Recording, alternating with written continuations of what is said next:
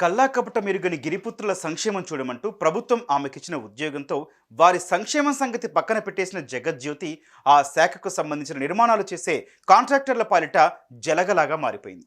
తాత్కాలికంగా దక్కిన హయ్యర్ పోస్టును అడ్డుపెట్టుకొని లంచాలు నొక్కేయడం మొదలుపెట్టింది. పాపం పండింది. ఇప్పుడు జైల్లో ఊచలు లెక్కిస్తోంది. ఏ పనినైనా ప్రొఫెషనల్ గా పనిచేసే వాళ్ళు కావాలా? మీకు దగ్గరలో ఉన్న ఎక్స్పర్ట్స్ తో వెంటనే కనెక్ట్ అవ్వండి. ఇప్పుడే టాస్క్ యాప్ ని డౌన్లోడ్ చేసుకోండి. చక్కటి ప్రభుత్వ ఉద్యోగం, జీతాలు లక్షల్లో ఉంటాయి. ఇంటి ఖర్చులు పోను, కావాల్సినంత జీతం డబ్బు బ్యాంకులో దాచుకోవచ్చు. జీతం తీసుకోవడంలో మజా ఏముంటుంది? లంచం ద్వారా వచ్చే సొమ్మిచ్చే కిక్కే వేరు. అప్పుడు శివబాలకృష్ణ, మొన్న రామకృష్ణ, ఇప్పుడు జగజ్యోతి.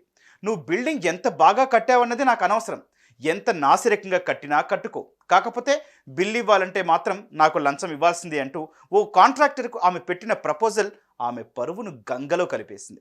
ఓ బిల్లు మీద సంతకం పెట్టేందుకు ఈవిడ గారు 1.5 లక్ష డిమాండ్ చేశారు.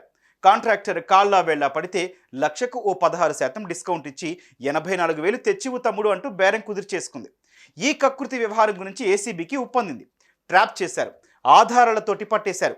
మేడం గారి మొత్తం వ్యవహారం తేల్చేందుకు ఆమె ఇంటి మీద రైడ్ చేశారు.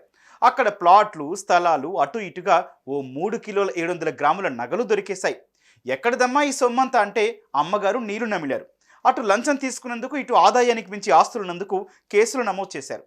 అరెస్ట్ చేసి తీసుకెళ్లారు. న్యాయమూర్తి ముందు ప్రవేశపెట్టేందుకు రెడీ అయ్యారు.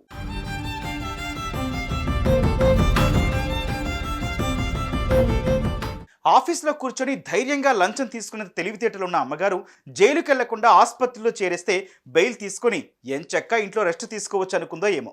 నాకు ఆయాసం, గుండె నొప్పి అంటూ శోకాలు పెట్టడం మొదలుపెట్టింది. అయ్యో, గుండె నొప్పి వచ్చిందా? సరే అయితే ఇంటికి వెళ్ళమ్మా అంటారా ఆఫీసర్లు? ఆమెను తీసుకొని ఆసుపత్రికి వెళ్ళారు. గుండె నొప్పి లేదు, ఆయాసము లేదు, మేడం గారి హెల్త్ ఫిట్ అండ్ పర్ఫెక్ట్ అంటూ డాక్టర్లు తేల్చేశారు.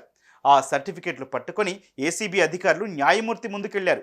ఆధారాలను పరిశీలించిన న్యాయమూర్తి 14 రోజులు జ్యోతెమ్మను తీసుకెళ్లి జైల్లో వేసేయినట్టు తీర్పిచ్చేశారు. ఎంతో కష్టపడి వింత వింత యాక్షన్లు చేసినా ఇసుమంత ఫలితం దక్కలేదని గొనుక్కుంటూ జగజ్యోతి మేడం ఏసీబీ అధికారుల వెంట నడిచారు. అటు నుంచటే చెంచల్గూడలో ఉండే శ్రీకృష్ణ జన్మస్థానానికి చేరుకున్నారు. అక్కడ చిప్పకూడు తింటూ జైలు ఊచలు లెక్కిస్తున్నారు.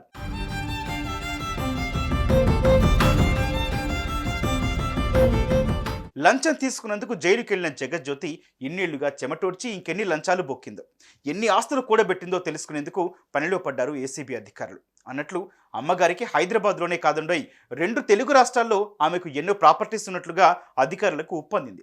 వాటి లిస్టు బయట పెట్టే పనిలో ఏసీబీ శాఖ బిజీ అయింది.